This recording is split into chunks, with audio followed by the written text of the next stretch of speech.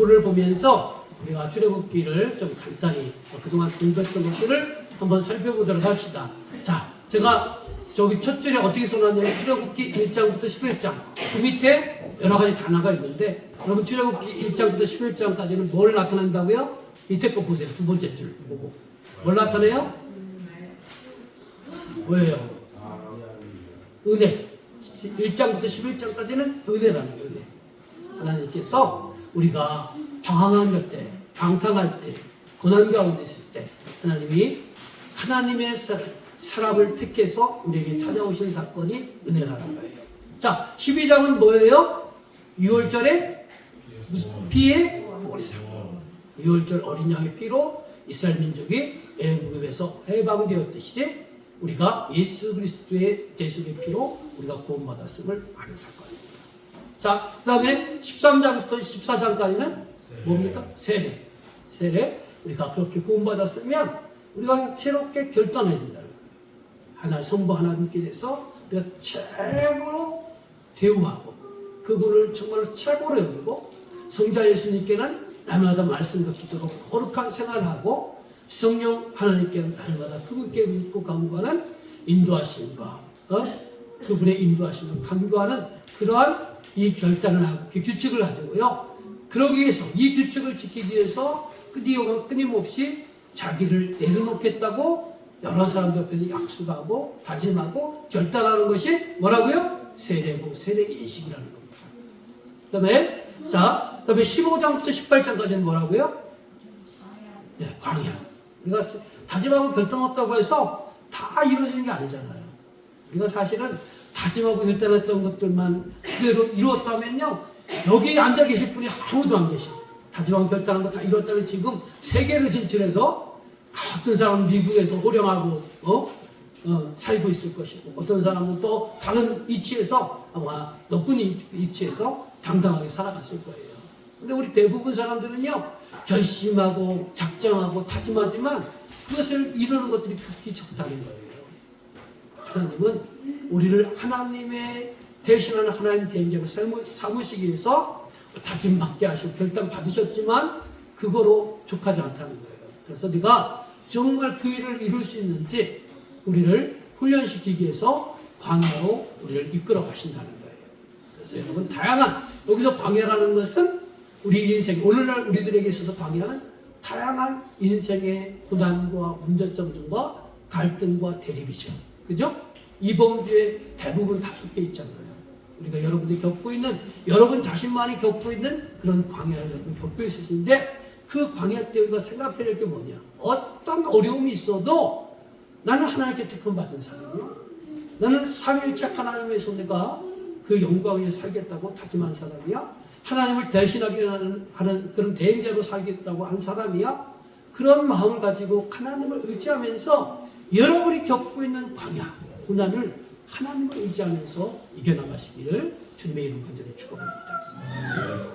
근데 우리는 연약하기 때문에 그 고난 앞에서 정말 이스라엘 백성들처럼 하나님을 바라보고 의지하고 그렇게 견디고 버티고 이겨나가는 것이 아니고 조금만 어려우면 원망하고 불평하고 탓하고 눈물 짓고 그렇게 살잖아요.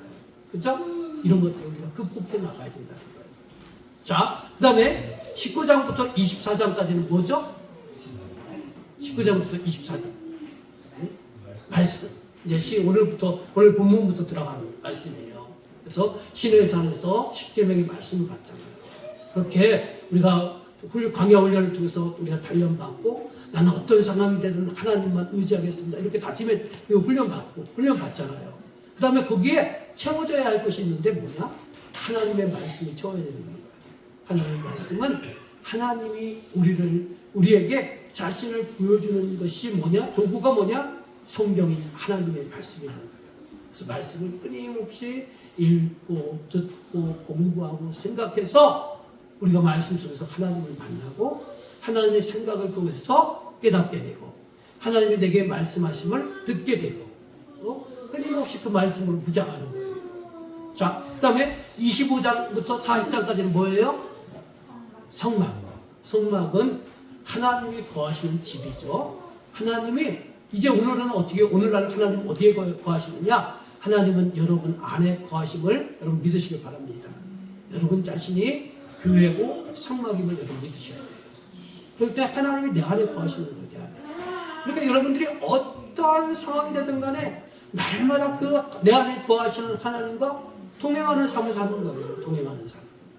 그래서 그 하나님께 우리의 모든 인생의 희노애락 어떤 부분도 내 안에 거하시는 하나님과 함께 나누고 함께 상의하고 함께 기뻐하고 함께 슬퍼하고 그러면서 하나님과 동고동락하는 삶을 살아갈 때 이것이 오래 살다 보면 닮아가는 거예요. 여러분 우리가 흔한 말로 부부가 오래 살다 보면 어떻게 한다고요? 부부가 서로 어떻게 된다고 그래요? 닮는 거죠. 하나님과 내가 끊임없이 내 안에 거하시는 하나님과 내 모든 것을 그분과 상의하고 기도하면서 함께할 때 우리는 하나님을 닮는 것이고 무엇을 닮느냐? 하나님의 성품을 닮는 거예요. 하나님의 오래 참으심과 온유하심과 사랑하심과 자비하심과 예? 또 남을 베푸는 그런 양선도 여러 가지를 하나님을 닮아가는 거예요. 그런 하나님을 닮은 모습으로 우리가 세상에 나가서 이런 하나님이 지으신 이 땅, 이 세계가 죄악으로 무너졌잖아요. 그러니까 우리가 하나님 닮아간 우리들이 타락한 세상에 나가서 타락하고 변절된 저 사람들을 만나서 그들에게 살아계신 하나님을 몸으로, 삶으로, 언어로, 마음으로, 행동으로 보여줘서 그들을 하나님께로 인도하는 것이 이 땅의 하나님 나라의 기복이라는 거예요. 하나님 나라 건설이라는 거예요. 저와 여러분은 이런 사명을 받으셨음을 기억해 주시기 바랍니다. 자, 이러면서 자, 우리가 질문으로 들어가겠습니다. 질문. 주보를 보세요. 하나님께서 시내산에서 모세를 통해 백성들에게 전달하라고 하신 말씀은 무엇입니까? 잠깐 참고 말씀드리면 우리가 전장에 18장에서는 그들 느비딤에 있었잖아요. 이제 느비딤에서 이동을 해서 시내 광야, 시내산에 있는 시내 광야에 이르게 된 거예요. 이들이 애굽을 떠난 지 이곳에 3개월 만에 시내 광야에 이르렀다고 했죠. 이 시내 광야에 이르러서 하나님께서 모세를 부르시고 하나님께서 모세에게 하신 말씀이 여러분 읽는 말씀이에요. 잘 봅시다. 모세를 통해서 하나님이 이스라엘 백성들에게 뭐라고 말씀하시는지, 뭐라고 약속하시는지 한번 보겠습니다. 출애굽기 19장 4절부터 6절까지 읽겠습니다. 시작.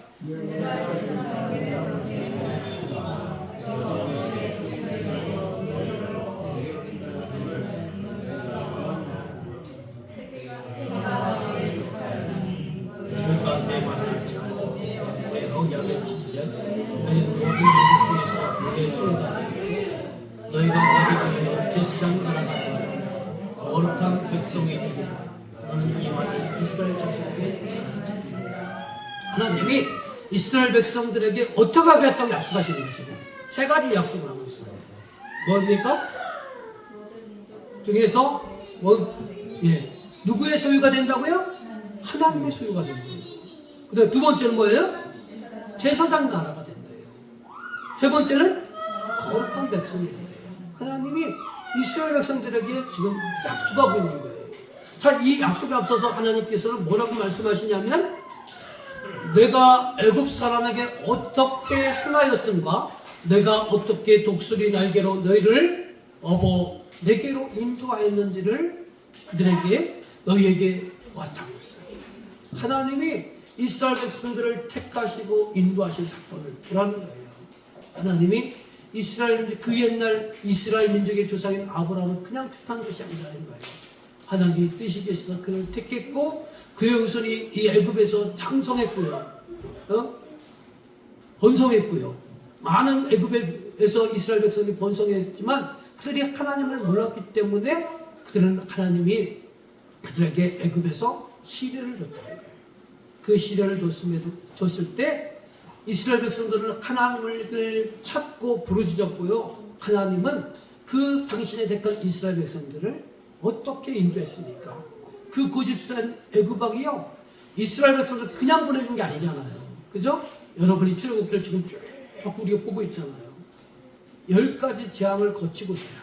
그죠? 그것도 맨 마지막에 장자, 그 애굽의 바로 왕의 첫째 아들과 또 애굽에 있는 모든 사람들의 그 장자와 가축의 첫것이 죽는 그런 사건을 통해서 결국은 애굽 왕이 항복하고 하나님께 굴복하고 이스라엘 백성들을 구원하잖아요. 그렇죠? 그리고 그들이 지금 애굽에서 나와서 우리가 지금 오늘 본문까지만 살펴봐도 그냥 홍해 바다를 만나고 또 5대 광야를 거치잖아요. 그렇죠? 그 광야를 거치면서 그들이 얼마나 많은 불평불만을 했습니까? 물이 없다고, 길이 험하다고, 또 식량이 없다고 얼마나 불평불만을 했습니까? 그럼에도 불구하고 하나님은요 그들의 역성을 다 받아주시는 거예요. 물이 없을 때 물을 제시해 주시고 먹을 것이 없을 때 만나 밀출하기를 그들에게 허락하셔서 먹을 것을 제공을 해요. 그들이 막 정말 어린아기처럼 떼쓰고 보채고 화를 되들어도 하나님은 다 바꿨다는 거예요. 이 편에 내가 어떻게 독수리 날개로 너희를 업어 내게로 인도해서 하나님이 이스라엘 백성들을 독수리 날개로 어려움의 외세에 어려운 침입에도 독수리 날개로 보호해주고 그들이 자라고 성장하기 위해서 높은 낭떠러지에서 그 새끼를 훈련시키기 위해서 떨어뜨려서 그 바닥에 떨어지기 직전에 그 날개로 받아서 다시 올리고 그렇게 어르고 달려서 지금 여기까지 왔다는 거예요. 하나님이 이스라엘 민족을 택한 것이 그냥 택한 것이 아니고 이들을 하나님을 대신할 자로 지금 택하셨고 훈련하셨고 인도하셨고 구원하셨다고 지금 말하고 있는 거예요. 이 말씀을요 오늘 우리에게 적용을 해보세요. 저와 여러분 어떤 사람들입니까? 우리는 예전에 하나님을 예수 그리스도를 믿기 전에 하나님을 몰랐습니다. 그리고 우리는 우리 부모님이 태어난 부모님 밑에서 태어났고 세상의 습관과 방식과 사고를 가지고 그냥 막연하게 태어났으니까 그냥 먹고 지내고 또 살고 또 살기 위해서 경쟁하고 대립하고 그렇게 살았던 사람들이에요. 어떤 소망도 없던 사람들이었어요. 이 땅에서 그냥 잘 먹고 잘 살면 끝나는 것으로 그렇게 생각했던 사람들이에요. 그런데 하나님께서 그런 우리들에게 그 누군가의 믿음의 선배들의 손길을 통해서 입술을 통해서 또 그들의 사랑의 손길을 통해서 저와 여러분을 택하셨음을 여러분 믿으시길 바랍니다. 여러분 교회 단지 사람의 손길에서 교회만 온 것이 아니잖아요. 여러분 지금까지 믿음에 정착하시기까지 얼마나 많은 시행착오가 있었고 갈등과 대립이 있었습니까? 때로는 자꾸만 대립 때문에 갈등 때문에 내가 이 교회를 떠나고자 하는 그런 마음이 얼마나 많이 있었습니까? 그럼에도 불구하고 하나님은 이 모양 저 모양으로 여러분을 택하시고 또 어르고 달래셔서 오늘 여기까지 왔음을 여러분 믿으시길 바랍니다. 하나님이 여러분을 인도해 주신 거예요. 하나님이 저 여러분을 택하셨고 구원해 주셨고 지금 여기까지 인도하셨음을 믿으시길 바랍니다. 그렇다면 이 하나님이 우리를 택하시고 부르시고 지금까지 인도하신 그 부르심의 목적이 뭐냐는 거예요. 오늘 이스라엘 백성들에 뭘 약속했다고요? 세 가지 약속? 다시 한번 보세요. 누구의 소유가 된다? 하나님의 소유가 된다. 두 번째, 제사장 하나가 된다. 그 다음에 세 번째, 거룩한 백성이 된다. 이스라엘 백성들을 이렇게 삼으신 이 세 가지 역할을 선물로 주시기 위해서 이들을 부르시고 택하시고 인도하셨다는 거예요. 여러분 이 말씀이요 이스라엘 백성에만 한정된 말씀이 아니고 오늘 저와 여러분에게 하시는 하나님의 언약이에요. 여러분을 뭐로 삼으시겠다고요? 하나님의 소유로 삼으시겠다는 거예요. 여러분을 뭐로 삼으시겠다고요? 제사장으로 삼으시겠다는 거예요. 여러분들을 여러분 부모님의 소유가 아니라 하나님의 소유로 삼으시겠다고 지금 약속하고 있는 거예요. 믿으십니까? 네. 하나님이 그렇게 약속하고 있는 거예요. 약속은요 내가 받아들일 때 그 약속은 효능이 발생이 되는 거예요. 그렇죠? 그러면 여러분 이미 이 하나님 말씀을 들으셨고 지금 아멘으로 대답하셨고 예전부터 아멘으로 대답하셨고 지금 다시 한번 제가 불렀을 때 확인하셨잖아요. 그러니까 여러분들은 뭐냐? 나는 하나님의 소유야. 나는 하나님의 부름을 받은 제사장 역할을 할 사명을 받은 사람이야. 나는 거룩한 하나님의 백성이야. 나는 하나님의 자녀야. 이걸 여러분 굳게 믿으시길 바랍니다. 이 말씀 굳게 붙드시길 바랍니다. 이것을 여러분 삼으시기 위해서 여러분을 일찍이 택하셨고 인도하셨고 지금까지 여러 사람을 통해서 훈련하고 연단한 거예요. 여러 환경을 통해서 여러분 훈련하고 연단한 것을 여러분 믿으시길 바랍니다. 왜 택하시고 훈련하시고 연단하셨느냐? 여러분을 하나님의 소유 삼으시기 위해서, 여러분을 통해서 하나님의 일을 대신한 제사장 역할을 하도록, 하나님의 백성이 되도록 여러분을 택하시고 부르시고 훈련하시고 연단하셨다는 것입니다. 그렇다면 여러분, 하나님의 소유라는 것이 무엇인가요? 하나님의 소유. 네?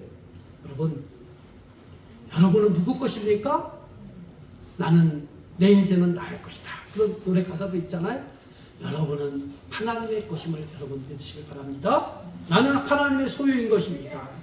하나님의 소유가 돼야, 우리는 하나님의 소유가 돼야 정말로 든든한 것이에요. 예? 하나님의 소유가 됐을 때 하나님은요, 나를 지켜주시고 책임져 주시고 보호해 주시는 거예요. 예? 여러분의 자녀가 누구 소유입니까?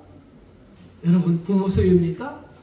여러분 자녀도 하나님의 소유입니다. 근데 그 소유권을 하나님께서 부모님들에게 임대해 주신 거예요. 그러면 소유권을 임대받은 여러분 부모님들이 자녀들은 어떻게 합니까? 내 것이니까. 하나님 내게 맡겨주신 것이니까 책임지잖아요. 물질적인 거 책임져주고, 입을 것 책임져주고, 잘 것 책임져주고, 그러잖아요. 그죠? 또 어쩌다가 자녀들이 학교에서 또 친구들하고 싸워서 사고 쳐서 가지고 유리창을 깨뜨리거나 상대방의 팔을 부러뜨리거나, 그럼 누가 보상해줘요? 네? 부모가 보상해주잖아요. 저도 예전에 기억이 남아요. 옛날 어렸을 때 동네 그 골목에서 지우개로 야구를 하다가 그걸 딱 쳤는데, 그게 지우개가 딱 잘 맞았는데 상대방 남의 집 그 창문에 뚫고 들어간 거예요. 그 유리창 보상해줘야 되잖아요. 제가 보상해줬을까요? 우리 부모님이 보상해주고. 여러분, 소유권은요, 그만큼 중요한 거예요. 여러분의 소유가 누구에게 있다고요? 하나님의 소유가 있다는 걸 여러분 믿으시길 바랍니다. 그것이 중요한 거예요. 왜냐하면 전지전능하시고 만물을 창조하신 하나님이 나를 하나님의 소유로 삼아주셨다는 것은, 하나님이 나를 책임져 주시고 보호해 주시고 인도해 주신다는 것을 말씀하고 있는 거예요. 그러니까 하나님의 소유가 된 것이 우리에게는 기쁨이고 감사이 아니겠습니까? 그렇지요? 예? 기쁨이고 감사인 거예요. 여러분 안에 아주 몇십억짜리 다이아몬드가 있다고 생각해 봅시다. 예? 있어요. 그것을 어떻게 해요? 막 굴리지 않잖아요. 금고에다 잘 보관해놓고 있고, 어떠냐면 불안한 사람들은요, 어떠냐면 그것을 또 도둑이 와서 훔쳐갈까봐 경비를 두거나, 아니면 집안 곳곳에 요새는 CCTV를 설치해서 그 도둑이 침입하지 못하도록 하는 거 아니겠습니까? 비싼 것일수록, 고가의 물건이 자기에 있을수록 그 보호하고 지키는데 많은 돈을 소비하고 많은 정성을 소비하는 거예요. 맞죠? 예? 여러분이 누구 소유라고요? 하나님의 소유. 귀합니까? 안 귀합니까? 귀해요.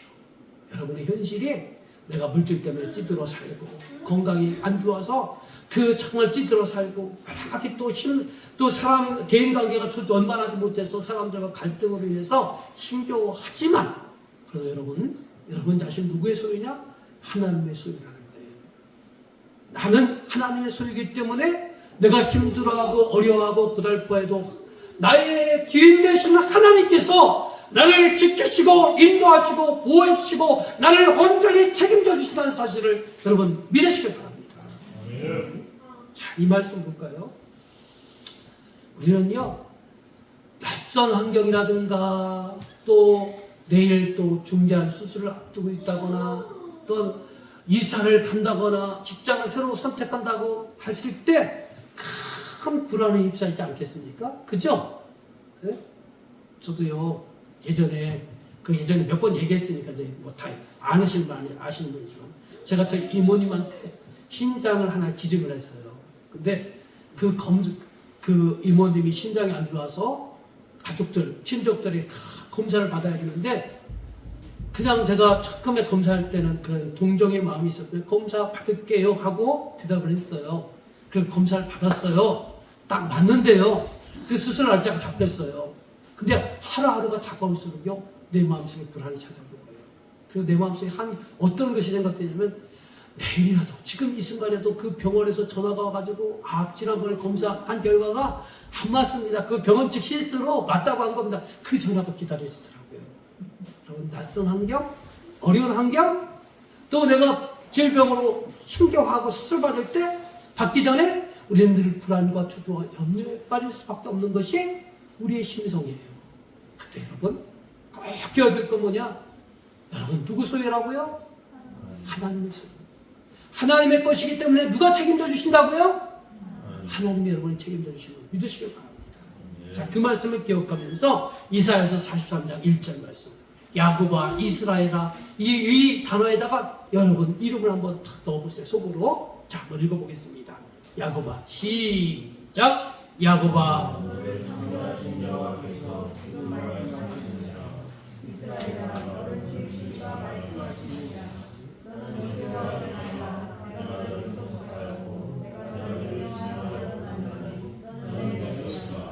내가 물 가운데로 지날 때 내가 너와 함께 할 것이다. 강을 건널 때 우리는 침몰하지 못할 것이다. 내가 물 가운데로 지날 때 타지도 못할 것이다. 불꽃이 너를 선하지 못하니 대전하는 여호와 하나님이여 이스라엘의 거룩한 이여 내 구원자이다. 여러분 여기 보세요. 야곱아, 여러분 이름을 들으라 했잖아요. 아무개야, 너를 창조하신 여호와께서 지금 말씀하신다는 거예요. 아무개야, 너를 지으시니까 지금 말씀하신, 약속하신다는, 말씀을 약속한다는 거예요. 너는 두려워하지 말라. 어느 때 두려워합니까? 여러 가지. 제가 좀 전에 설명했잖아요. 다양한 사람들을 만날 때 우리는 낯선 환경 만날 때 두려워해요. 그때 두려워하지 말라는 거예요. 하나님이 여러분을 일찍이 택하셨고 구속하셨고 하나님 자녀 삼아주셔서 너는 누구 것이라고요? 내 것이 하나님의 것이라는 거예요. 하나님의 소유라는 거예요. 하나님이 책임져 주시고 인도하심을 여러분 믿으시길 바랍니다. 하나님의 것이기 때문에 그 말씀, 여러분들이 강을 건널 때든 강을 건널 때든 불 가운데 있을지라도 어떤 상황이 될지라도 하나님이 지키시고 보호하시고 인도하심을 굳게 믿으시길 바랍니다. 하나님이 이런 약속을 하신 거예요. 두 번째 약속, 제사장 나라가 되라는 거예요. 제사장 나라가 된다는 뜻이 무엇이냐? 제사장 나라가 된다는 그 개념은요, 이스라엘이 하나님을 대신해서 이방인들에게 하나님께 내가 받은 사랑과 하나님께 내가 받은 모든 달란트를 이방인들에게 전하고 또 나누고 함께 해서 그들이 하나님을 깨닫게 되고 이방인을 하나님께로 올려드리는 것이 제사장 역할이라는 거예요. 제사장 역할. 여러분, 세계는 다 하나님의 것입니다. 믿으십니까? 왜 하나님의 것이냐? 세계 모든 우주의 삼라만상을 누가 창조하셨느냐? 하나님이 창조하셨고 지으셨음을 우리는 믿는 사람들이에요. 그렇기 때문에 세계는 다 하나님의 것입니다. 그런데 인간은 타락함으로 말미암아 소유권이 불분명해졌어요. 반드시 창조의 개념으로 모든 것이 세계가 하나님의 것인데 인간이 타락하니까 하나님이 주인이 아니라 인간이 주인이 되니까 사람들이 뭐냐? 다 자기 잘난 맛에 사는 거예요. 다 자기 잘난 맛에. 그리고 자기가 주인이래요. 내가 애쓰고 수고하고 땀 흘려서 얻었으니까 다 내 것이래요. 그리고 자기 것을 만들기 위해서 경쟁하고요. 그리고 속이고요. 또 남을 억압하고요. 그래서 모든 것을 자기 것으로 채우는 거예요. 그래서 점점 더 타락한 세상은요, 하나님이 주인이 아니라 자기가 주인이라고 그렇게 말하고 있는 거예요. 그러다 보니까 그런 세상, 그런 가치관을 갖고 있는 사람들은 하나님을 알지도 못하고 하나님을 볼 수도 없고 하나님을 위해 살지도 없다는 것입니다. 또 그뿐만 아니라 그런 사람들은 하나님을 모르기 때문에 하나님께 나갈 수도 없고 하나님을 만날 수도 없다는 것입니다. 그것이 그렇게 타락해버렸다는 거예요. 그래서 하나님께서는 그런 타락하고 변질된 세상, 인류를 위해서 그들이 잘못되었다는 걸 깨닫기 위해서 먼저 이스라엘 백성들을 택하신 거예요. 그리고 그들에게 복을 주시는 거예요. 그들 복을 주고, 그러면 그 복을 받은 이스라엘들은 어떻게 하느냐? 그 하나님께 받은 복을 가지고 나만 배불리 잘 먹고 잘 사는 것이 아니라 그 받은 복을 이웃들에게, 이방인들에게, 다른 사람들에게 내가 받은 복을 나누어 주는 거예요. 그래서 그들도 내와 함께하고 나는 그 삶을 통해서 하나님을 알게 되고, 그들이 하나님을 알게 되므로 이방인들이 다시 하나님께로 돌아와 온 인류가 하나님의 것인데 자기 것으로 생각했던 사람들을 깨닫게 깨우치고 돌이켜서 온 인류가 하나님의 것이라는 것을 깨닫게 하고 하나님께로 돌아오게 하는 것이 하나님이 이스라엘 택한 목적이고 오늘날 저와 여러분을 택하신 목적임을 여러분 믿으시길 바랍니다. 자, 여러분 같이 읽어봅시다. 주보 가운데면 위에서 네 번째 줄 하살표 이스라엘이 자 읽어보겠습니다. 시작. 이스라엘이 받은 복과 혜택들은 자신들의 목적이나 욕심이나 목적을 주신 것이 아니라 이방인을 섬기고 흘려보내도록 하기 위해 주신 것들이다. 여기까지만요. 끊고 바로 이스라엘에게 하나님 주신 복이나 오늘날 예수 그리스도를 믿고 하나님의 자녀가 되고 제사장 나라의 그 사명을 받은 저와 여러분들이 바로 이런 거예요. 하나님께 받은 복과 여러 가지 혜택들을 나만 배불리 잘 먹고 잘 살고 누리자가 아니고요. 받은 복을 나누라는 거예요. 누구? 이방인들에게. 이방인이 누굽니까? 하나님을 믿지 않고 모르는 사람들이 이방인이에요. 그들에게요. 여러분이 받은 바 함께 여러분의 경험을 나누고 여러분의 체험을 나누고 여러분의 지식을 나누고 여러분의 풍성한 마음을 나누고 여러분의 사랑을 나누고 더 나가서 여러분이 또 갖고 있는 여러 가지 달란트와 물질까지도 함께 나누면서 힘겹고 어려운 사람들을 도와주고 격려하고 일으켜 세워서 그들이 하나님을 알도록 하기 위해서 우리들을 제사장 나라로 제사장으로 삼아주셨음을 여러분 믿으시길 바랍니다. 자, 그래서 여러분 빨간 글씨를 한번 읽어볼게요. 아까 읽었던 다 이어서 자 믿음의 자 시작. 믿음의 사람들이 복을 이웃들과 나누기 전도 선교하지 않으면 직무태만 공동 능력의 죄와 일사한 죄를 범하는 것이다. 그러니까 여러분 이런 삶이 있는 자가 내가 받은 복, 내가 받은 달란트, 내가 받은 여러 가지 은혜, 물질 이런 것들을요 건강 이것을 이웃과 나누지 않으면 그리고 이것을 나누기 위해서 여러분 때문에 전도하고 선교하지 않으면 직무유기래요. 직무유기가 뭐예요? 맡은 역할을 하지 않는 것이 직무유기예요. 그렇죠? 예? 직무태만 같은 말이잖아요. 나는 하나님께 제사장의 사명을 받아서 내가 받은 복과 달란트와 모든 것들을 이방인들에게 함께 나눠서 하나님을 보여주고 하나님을 나타날 책임이 내게 있는데 그 사명을 감당하지 못하니까 나만 배불리 잘 먹고 잘 살고 만족하고 즐거워하는 거예요. 내 가족만 배불리 먹고 잘 살고 즐거워하는 거예요. 그것은 제사장의 직무를 우리가 스스로 반납하는 것이라는 거예요. 그래서 여러분 이런 사명 감당을 위해서 전도하시고 선교하시고 전도 선교를 거창한 용어를 사용하지 않아도 여러분 가까운 이웃들과 여러분 하나님의 풍성한 성품을 가지고 함께 나누고 함께 또 위로하고 격려해서 여러분 따뜻한 위로의 삶, 사랑의 삶을 살아가시기를 주님의 이름으로 간절히 축원합니다. 이것이 제사장 역할이라는 거예요. 이 사명을 우리 감당해야 되는 거예요. 특별히 우리 또 선민교회에서 처음으로 내년 2월에 선교팀을 구성해서 갑니다. 그 선교팀의 프로 일정 중에요. 한 일정은 뭐냐면 어제 제 선교사님하고 통화를 했는데 그 동네가 한 1,500가구가 산대요. 1,500가구가. 그래서 그 1,500가구에게 다 줄 수는 없고 한 200가정에게 쌀 2kg 이렇게 나눠주는 그런 행사를 한번 하려고 합니다. 그래서 이 경비는 우리가 그 선교팀이 가는 그 경비에서 나누는 거예요. 그래서 제가 또 공급이 생각하기를 1,500가정인데 다 줄 수 있으면 좋지만 우리가 재정적 형편이 안 돼서 그러면 교회에서 한 100명, 100가정 정도는 책임지자. 그래서 우리가 여러분들이 선교금도 하고 또 교회 재정을 좀 일부러 해서 좀 해서 한 300명쯤, 300가정을 쌀을 나누는 이런 것을 한번 하려고 합니다. 이게 뭐 선교 가기 때문에 행사로서 하나의 하는 것이지만 그러나 여기에는 이런 것이 담겨져 있다는 얘기예요.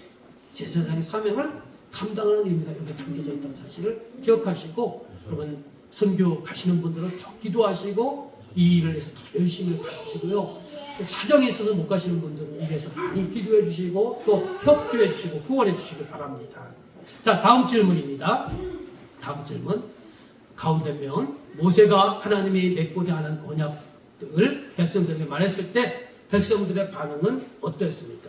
자, 어떤 거냐면 전제를 설명하면 하나님 모세를 불러서 야, 내가 이스라엘 백성들에게 하나님의 소유로 삼고 제사장으로 삼고 거룩한 하나님의 백성을 삼겠다.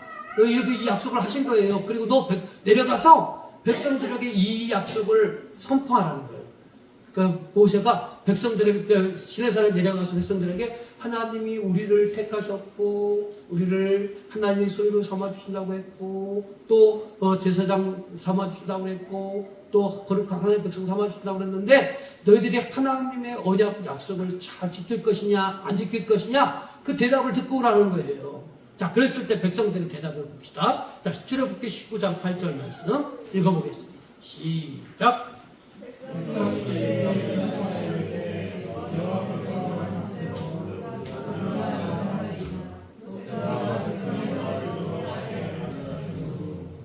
예, 백성들이 어떻게 한다고 그랬어요?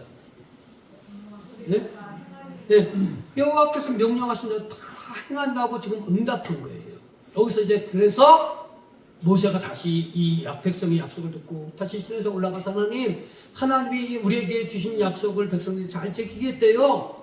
이렇게 해서 언약이 성사가 되는 거예요. 언약은 뭐냐면요, 하나님의 언약은요 일방적인 주종관계가 아니라 주종관계는 뭐예요? 주인과 종의 관계예요.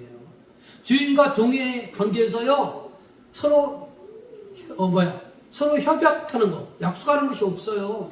주인은요 이 종들에게 이거 하시겠습니까? 안 하시겠습니까? 이렇게 말하지 않잖아요. 이거 해라. 밥 내라. 그 다음에 씨를 뿌려라.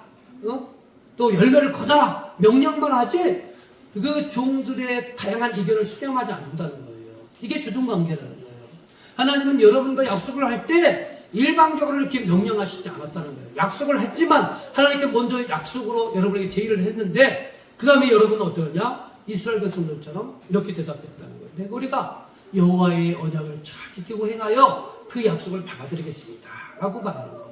하나님은 일방적인 주종관계로 언약을 맺기를 원하시지 않냐고 여러분에게 교제 관계로 또 상호 인격적인 관계로 그 약속을 행하시기를 원하신다는 거예요. 여러분들이 자유롭게 하나님 거절할 수도 있고 또 받아들일 수도 있어요. 거절하면 하나님이 약속한 거 너희는 하나님의 소유가 되고 거룩한 제사장의 역할을 감당하고 거룩한 하나님의 백성이 되는 거 내가 거절했어. 그럼 이거 되는 거야 안 되는 거예요?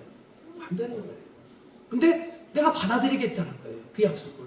그러니까 서로 인격적으로 조화를 했고 하나님은 왜 주인과 종의 관계처럼 일방적으로 명령하지 않고 이렇게 약속을 다짐받게 하고 듣게 하고 결단하게 하느냐? 하나님이 내가 너와 교통하길 원한다는 거예요. 주종관계는요 마지못해 그것을 하기 때문에 있을 때 보는 앞에서는 잘하는데 보지 않는 데서는요 안 해요. 그러나 서로 인격적으로 내가 이렇게 할 테니까 너 할래? 이렇게 인격적으로 화답하고 인격적인 상호작용이 있었다면 그것은 뭐냐면 서로 교통하는 끊임없이 교통해서 그 약속을 이루겠다는 거예요. 하나님은 한마디로 이 언약을 이스라엘 백성들에게 확답받게 합니다. 내가 너희들과 늘 함께하길 원하고 날마다 교제하길 원하고 너희들과 교통하길 원한다는 거예요. 마찬가지로 오늘날 저와 여러분에게도 마찬가지예요. 하나님이 너희 주일 예배 안 나오면 벌 받을 거야. 11조 안 하면 너희 재물 다 뺏어갈 거야. 그게 아니라는 거예요. 네? 하나님이 인격적으로 여러분을 택하셨고 책임져 주시고 하나님의 소유이기 때문에 책임져 주시고 인도하시고 보호해 주시고 제사장 사명 감당케 하시고 그 모든 것을 다 하겠다고 약속했어요. 그러면 여러분들이 그 언약에 내가 응답해서 내가 하나님을 사랑하는 마음으로 주일 예배도 드리고 하나님이 주신 은혜에 감사해서 여러분 11조도 여러분 하나님께 드리고 그러는 게 그 서로 인격적인 관계라는 거예요. 네? 이 관계지. 옛날 우리 신앙 어렸을 때처럼 뭐 11조 안 하면 저주 받습니다. 여러분 재물 다 빼앗깁니다. 이게 아니라는 거예요. 이런 관계라는 겁니다. 그렇기 때문에 우리가 여러분 하나님께 거룩한 사역에 쓰임받기를 원한다면 여러분 언약을 여러분 성실히 수행해야 되는 거예요. 서로 주종관계가 아니라 서로 인격적인 만남이 필요하고 하나님이 그 약한 약속을 하나님이 철저히 우리에게 지키듯이 여러분 또한 하나님이 주신 약속을 내가 하나님이 두려워서가 아니고 하나님이 사랑으로 나에게 다가오셨고 약속으로 내게 제의했기 때문에 내가 그 약속 받아들여서 나도 성심껏 사랑으로 하나님께 내가 화답하겠다고 하는 것이 하나님과 인간의 언약 관계라는 거예요. 그래서 이 언약 관계를 여러분이 잘 지키면 하나님께서 여러분을 하나님의 손으로 삼아주시고 제사장 나라로 삼아주시겠다고 말하고 있는 거예요. 여러분 다시 한번 아까 출애굽기 19장 5절 말씀 읽어볼까요? 자, 19장 아까 처음 읽었던 부분에 있어요. 19장 5절 말씀만 읽어봅시다. 5절 말씀만. 자, 읽어보겠습니다. 시작. 세계가 다 내게 속하였으니 너희가 내 말을 잘 듣고 내 언약을 지키면 너희는 모든 민족 중에서 내 소리가 들리리라. 자, 전제 조건이 뭐냐면요. 하나님이 제시한 언약을 어떻게 하라고 했어요? 너희가 잘 듣고 어떻게 해요? 언약을 지키면. 네? 여러분, 내가 예수 믿고 구원받고 교회 왔어요. 근데 하나님의 언약과 약속을 하나도 안 지켜요. 그러면 이 언약 관계가, 계약 관계가 성립이 안 되는 거예요.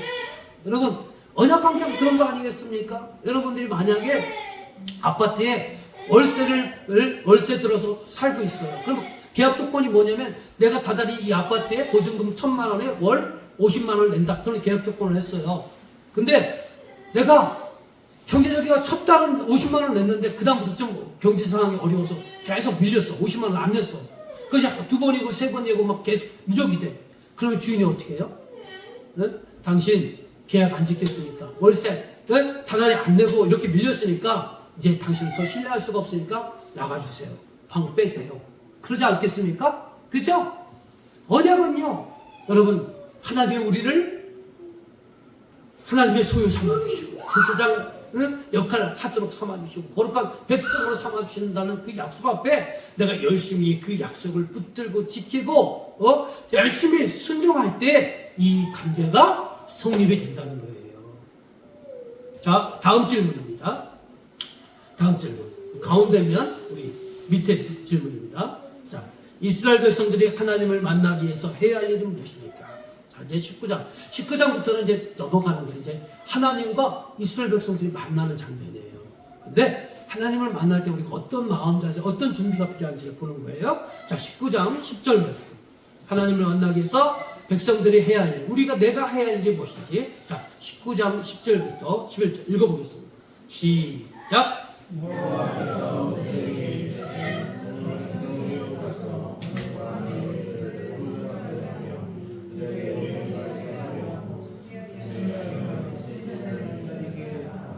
예, 하나님을 만나기 위해서 이스라엘 백성들이 해야 될 게 뭐라고 했어요? 예, 그들을 성결케 하고, 예? 그 다음에 그들의 옷을 빨게 하라는 거예요. 성결 옷을 빨게 한다는 건 같은 개념이에요. 우리를 성결케 한다는 게 뭐겠어요? 우리 마음이 세상에 여러 가지 일론에서 뒤섞이고 섞이고 더럽혀진 것들을 정리하라는 거예요.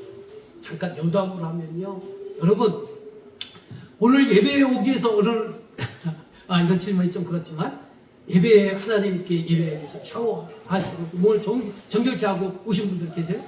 간혹 계시지만 여러분, 잠깐 지난번에도 한번 말씀드렸지만 저희 친척 중에 그 JMS라는 그 이단에 빠진다가 지금 나오셨지만 빠진 분이 계셨어요. 근데 그분이 얘기를 들어보니까 새벽마다 교회를 갈 때요 매일 샤워를 하고 한다는 거예요. 왜 샤워를 하고 하느냐? 하나님께 나가는데 몸을 깨끗이 해야 된다. 그런 마음을 갖다는 거예요. 여러분 매일 샤워하라는 것은 아니고 그만큼 하나님을 대할 때 그렇게 거룩하고 성결한 마음을 갖고 여러분 하나님을 대하라는 것을 말해주고 있는 거예요. 그러면 우리가 거룩하고 성결해지려면 어떻게 되느냐? 우리가 세상에 살다 보면 하나님의 뜻과 반대되고 불일치하고 또 죄를 짓는 그런 면들이 없지 않아 있을 거 아니겠습니까? 그런 것들을 철저히 회개하는 것이 성결케 하는 것이고 우리의 몸을 씻는 것이라고 말할 수 있다는 것입니다. 그렇다면 여러분 다음 말씀 화살표를 보세요. 화살표에 하나님께서 두 가지 방식으로 우리에게 찾아오는데 그 방식이 뭐냐면 은혜와 진리의 방식으로 찾아온다는 거예요. 은혜는 뭐냐면 은혜는 하나님께서요 나를 맞추는 거예요. 나를 맞추는 거예요. 여러분 이스라엘 백성들이 그 애굽에서 그들이 고통 당할 때 부르짖을 때 하나님 그들이 찾아오셨고요. 그래도 여기까지 인도할 때까지 이 신의 사랑을 인도할 때까지 그들이 여러 가지 불평불만해도 하나님 어떻게 하냐면 화내시고 징계하신 것이 아니라 그들을 모든 욕구와 그들의 불평불만을 하나님 어떻게 했다고요? 다 받아주셨다. 이게 하나님 나에게 찾아오셔서 나의 모든 요구들을 받아주시는 사건, 이게 은혜라는 거예요. 하나님, 우리가 신앙생활도 마찬가지예요. 여러분 초창기 때는 나름대로 기도해도 응답이 즉각 오고 또 교회에 오면 여러 가지 기쁨과 감사하는 조건들이 많이 생기고 그러세요. 그렇죠. 하나님이 그게 은혜로 내게 찾아오신 거예요. 그런데 우리가 또 신앙이 좀 더 성숙해지면 어떻게 되냐? 성숙해지면 어떻게 되냐면 우리가 하나님 주신 은혜, 우리가 응답하는 생활을 해야 된다는 거예요. 그 응답의 행위가 뭐냐? 거룩함을 추구하라는 거예요. 그 거룩함의 추구는 우리가 죄에 대해서 회개하는 것이고 또 말씀과 기도와 예배 생활을 통해서 우리가 자꾸 하나님을 닮아가는 거. 네? 이게 진리라는 거예요. 그리고 또 하나님을 나타내는 삶. 그게 뭐냐면 하나님의 사랑을 실천하는 것이죠. 그리고 또 말씀을 증거하는 거고 전도하는 것이죠. 이게 바로 진리라는 거예요. 우리 신앙생활은요, 이 두 가지로 가야 된다는 거예요. 하나님의 은혜로 찾아오셔서 나의 모든 요구 조건들을 받아주시고, 그리고 우리 믿음이 자라면 나는 이제 하나님께 거룩과 성결로 화답해드리고, 또 하나님이 대신해서 사는 사람으로 또 말씀을 증거하고 하나님의 사랑을 실천하는 이 행위가 진리라는 거예요. 신앙생활은 은혜와 진리가 함께 가야 한다는 것입니다. 그럼 회개란 뭐냐, 회개란? 여러분 가운데 맨 밑에 읽어보세요. 회개란, 자 시작. 진리에서 벗어났던 마음과 행위들을 하나님의 기준으로 맞추고 돌아서는 것을 회개합니다. 그러니까 진리에서 벗어났던 마음과 행위들이 뭐예요? 내가 말씀과 기도와 예배 생활을 등할 때 죄를 졌던 것, 이게 진리에서 벗어난 거잖아요. 그래서 여러분 우리가 더 말씀을 등한시한 사람들은 말씀으로 돌아가고, 기도를 하지 않았던 사람들은 기도로 돌아가고, 예배 생활을 멀리했던 사람은 예배 생활을 가까이 하면서 하나님을 찾고요. 더 나가서 한 걸음 더 나가서 뭐냐? 하나님의 사랑을 이웃에게 나누는 거예요. 나누지 못하는 것도 죄라는 거예요. 그러니까 나눠야 된다는 거예요. 아니고 때로는 가까운 사람들에게 말씀도 가르쳐주고 전도도 하고, 이런 것들이 우리 진리인데, 이 진리에서 벗어나는 삶을 살았던 것들이 바로 죄고, 이것을 다시 하나님께로 돌이키게 하는 것이 회개라는 것을 여러분 아시길 바랍니다. 다음 질문입니다. 이스라엘 백성들이 하나님을 만날 때 무엇을 정하고 침범하지 말라고 했습니까? 침범하면 어떻게 하라고 했습니까? 출애굽기 19장 12절 이 말씀 읽어보겠습니다. 시작.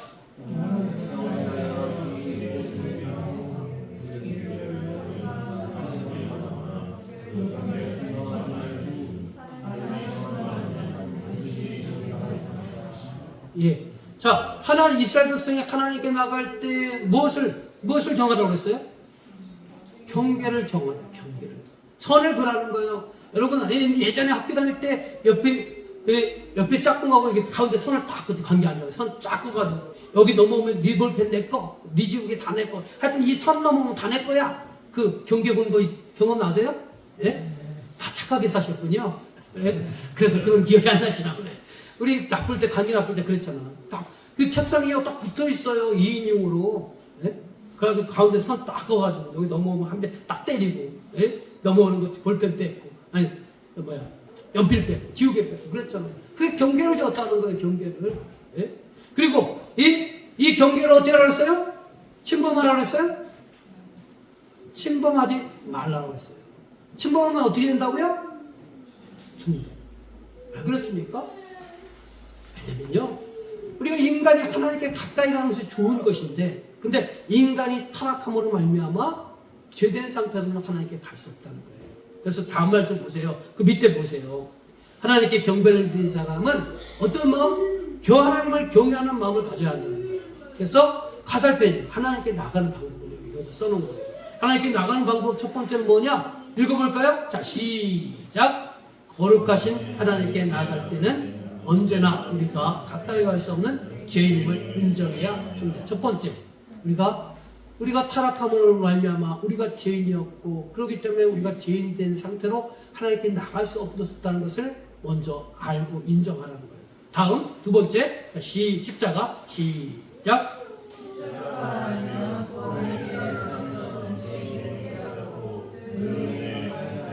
예, 여기까지. 여러분, 우리는 죄 때문에 하나님께 나갈 수도 없고 하나님의 이름을 부를 수도 없었지만, 우리 주님의 대속의 은총이 상징인 십자가의 그 사건을 통해서 우리가 그 십자가, 주님이 나를 위해서 죽으셨던 그 십자가 사건을 믿음으로 말미암아 제사함 받고요, 하나님께 나갈 수 있는 길이 열렸다는 거예요. 그렇기 때문에 주님의 십자가의 대속의 은혜에 우리가 어떻게 되겠어요? 늘 감사해야 되는 거예요. 여러분이 하나님께 큰 물질의 복을 안 줬다 할지라도 내가 하나님의 알고 하나님의 이름을 부르고 하나님께 나갈 수 있는 이런 은총을 십자가의, 우리 주님의 십자가의 대속의 은혜를 통해서 내가 그 선물을 받았으니까 그 십자가의 은혜에 감사하는 마음을 가지라는 거예요. 세 번째, 자 시작. 하나님께 나아갈 때마다 보혈로 씻고 정결한 모습으로 예배해야 합니다. 그러니까 우리가 늘 하나님께 나갈 때는요, 경계를 확실히 하고, 나는 어떤 신분이었고 어떤 은혜를 받았고, 그렇기 때문에 하나님께 거룩한 존재로 나가야 되는데, 그러기 위해서 내가 철저히 회개하는 삶을 사는 거예요. 그래서 예전에 누누이 말씀드렸잖아요. 예배 시간에 와서 처음으로 기도할 것이 뭐냐? 감사 기도고, 두 번째는 회개 기도라는 거예요. 한 주간의 삶을 돌아보면서 내가 예배 드리기 전에 이렇게 살지 못했던 것들을 회개하라는 거예요. 왜? 나는 지금 하나님께 나왔기 때문에. 그죠? 제된 상태로 내가 하나님께 쓸 수 없기 때문에 하나님께 쓰기 전에 철저히 해야 될 게 뭐냐? 회개라는 거예요. 자, 빨간 글씨 읽어볼까요? 자, 시작. 그분을 존중하고 예배하는 일은 의식 예배로만이 아닌 우리의 언어, 행위, 생활, 인격 속에서 계속 이어져야 합니다. 여러분, 2단계까지 가야 되는 거예요. 하나님과 존중하고 하나님께 예배하는 얘기는 예배, 의식의 예배가 뭐예요? 오늘 드리는 예배가 의식의 예배예요. 이렇게 순서 정해서 예배, 드리고 찬양도 드리고 기도도 하고 헌금도 하는 게 순서, 격식을 갖춰서 드리는 예배가 의식 예배예요. 그러나 여러분, 이 예배가 끝나면 여러분 각자 생활로 돌아가잖아요.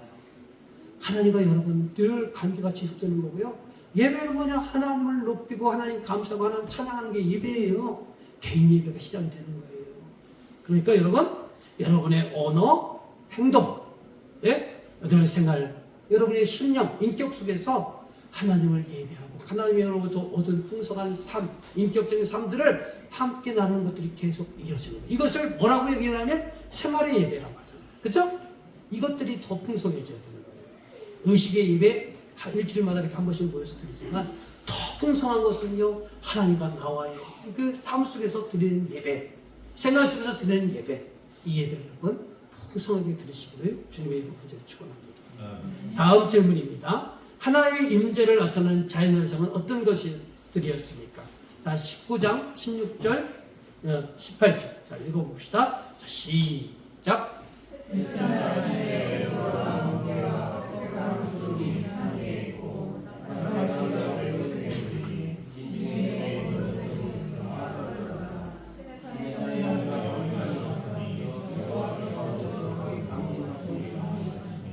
예, 하나님께서 이 모세를 불러서 언약을 말씀해 주셨고 백성들에게 대답을 듣고 하라. 백성들이 그 약속을 지키겠다고 했어요.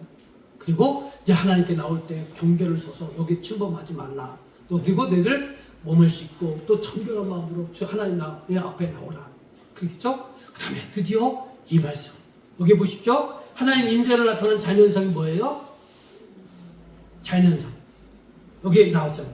늘 제 질문에 답이 나와 있다고 했잖아요. 그죠? 뭐? 우레아의 번개에 빽빽한 구름이 있고 나팔 소리가 들리고 또 18절 맨 끝에 여호와께서 불 가운데 여기에 나오는 자연현상, 우레, 번개, 빽빽한 구름, 또 나팔 소리라든가 불 가운데 나타나는 이런 것들은요, 하나님의 임재와 영광과 위엄을 나타내는 상징물이라는 거예요. 인간은요, 하나님 볼 수 있어요, 없어요? 죄된 인간이기 때문에 하나님을 볼 수가 없어요. 그렇다면 하나님을 지금 여기 하나님이 여기 계시다는 것을 나타낼 수 있는 그런 상징물들이 뭐냐? 이 당시에는 백성들이 많은 지식의 한계가 있었기 때문에 하나님이 직접 우리와 같은 형상을 입고 나타나는 것이 아니고 이런 자연상, 우레와 번개와 빽빽한 구름과 불 가운데 이 나타났다는 것은 바로 하나님의 임재 상징을 우리에게 보여주고 있다는 거예요. 자, 그렇다면 여러분 마지막 오늘날 왕으로 제사장으로 나타난 하나님의 임재를 보십시오. 자, 보겠습니다.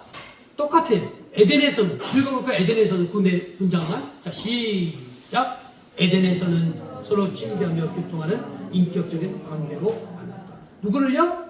하나님의 인간의 관계는요, 죄를 짓기 전에 에덴 동산에서 하나님을 수시로 인간을 만났고요, 만나면서 서로 대화했고요, 모든 것을 함께 나누는 그런 관계였다는 거예요. 아주 친밀한 관계였다는 거예요. 근데 뭐 때문에 무너졌느냐? 다음 읽어봅시다. 시작. 타락 범죄한 이후에는 그로부터 사죄가 필요한 죄인으로 죽게 된다. 인간이 타락한 이후에는 하나님과 교통이 단절이 됐잖아요. 그러니까 반드시 제사의 요소가 있어야 하나님께 나아가게 된다는 거예요. 그래서 우리가 주님의 십자가가 그만큼 중요한 거예요. 자, 다음 우리가 회복되고 이제 예수 그리스도를 영접하고 하나님의 자녀로 회복되었잖아요. 그리고 날마다 성장하잖아요. 회복하고 성장한 다음에 거기부터 읽읍시다. 우리가 회복되고 여기부터 시작. 우리가 회복되고 성장하면 하나님을 대신하여 통치하는 왕으로 타락한 죄인을 주께로 인도하는 제사장으로. 그러니까 하나님을 만나는 모습이요 다양하게 나와 있어요. 범죄하기 이전에서는 늘 수시로 만났던 하나님. 그러나 타락했을 때 범죄함으로 해서 우리가 주님의 대속의 은혜를 의지하지 않고는 하나님을 볼 수가 없고요. 또 주님을 만나고 난 이후에 우리는 어떤 때 하나님을 만나느냐? 왕의 역할, 제사장 역할을 할 때 하나님을 만날 수 있다는 거예요. 네? 여러분들이 제사장이 아까 뭐라고 했어요? 여러분이 하나님께 복 주신 것을 이방인들에게 나눌 때, 자 보세요. 여러분 잘 보세요. 이 거창한 것이 아니고요. 여러분 가까운 동료에게 커피 한 잔, 식사 한 끼 이렇게 대접해 보세요. 그 동료들의 반응이 어때요? 너무 자주 사주니까 뭐 반응이 없을지 모르지만 대부분 처음엔 그랬잖아요. 내가 커피를 대접하고 밥을 대접할 때 그들이 기뻐하고 또 감사하고 한편으로 미안한 마음이 있잖아요. 그렇죠? 그곳에서 우리는 하나님의 모습을 나타날 수 있다는 거예요. 하나님의 임재가 거기 있다는 거예요. 이해되십니까? 여러분이 하나님을 대표하는 사람이에요. 그렇기 때문에 여러분의 마음 씀씀이 하나하나, 행위 하나하나가 하나님을 나타나는 행위이고 하나님을 만나는, 하나님의 임재를 경험하는 그런 행위라는 거예요. 그런데 여러분들이 더 나가서 지금 우리가 그냥 성경에만 갇혀있는 여러분들이 아니라 하나님이 여러분을 왕으로 제사장으로 삼아주셨으니까 생활 속에서 하나님의 임재를 경험하시고 다른 사람들에게 하나님이 여기 계심을, 이 우리의 만난 이 자리에 하나님이 거하심을 여러분 증거하시기 바랍니다. 하나도 대답 안 하시네. 자, 증거하는 게 뭐라고 했어요? 하나님의 사랑을 표현하는 거예요. 이미 나는 예수 그리스도께서 제사함 받고 또 하나님으로부터 여러 가지 남들과 똑같은 풍성한 복을 받지 못했지만 나만이 누릴 수 있고 할 수 있는 복을 내가 받았기 때문에 그 복을 가지고 나눌 때 하나님의 임재가 그곳에 임한다는 거예요. 아멘이십니까? 네? 그런 사랑을, 그런 하나님과의 만남을 지속하게 나누시기를 주님의 이름으로 간절히 축원합니다. 기도하겠습니다.